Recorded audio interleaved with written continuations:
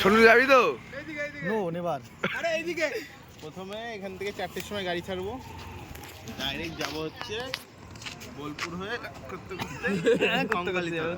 কঙ্কালীতলা থেকে পুজো দিয়ে ডাইরেক্ট বক্রেশ্বরে স্নান করবো। স্নান করে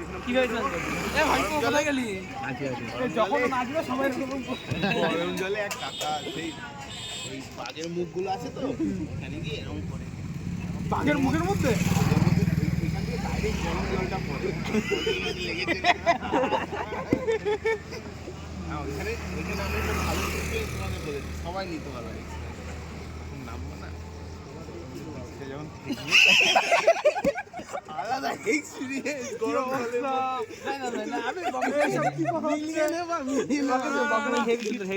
এটা মিলিয়ে নেওয়া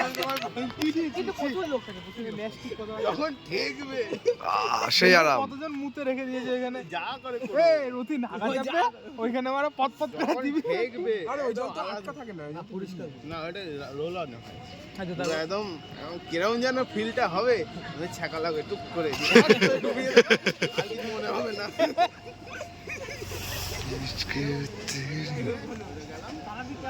ক্যামেরাম্যান দেখ কত চলে যাচ্ছে আমার, বিশাল ক্যামেরা হচ্ছে তো। আমাদের যে একটা রুট আছে ও না হোক না, নাগেশ্বর 20-50 100 নাগেশ্বর একটা মন্দির আছে ম্যাসেঞ্জার ট্রি, ওইটাই ডাইরেক্ট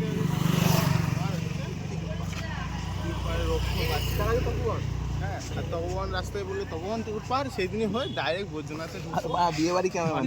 তুই যদি মেসেঞ্জার থেকে 11টার সময় বেরোস, মেসেঞ্জারে তুই ঢুকিস 10টার সময়, ঠিক আছে?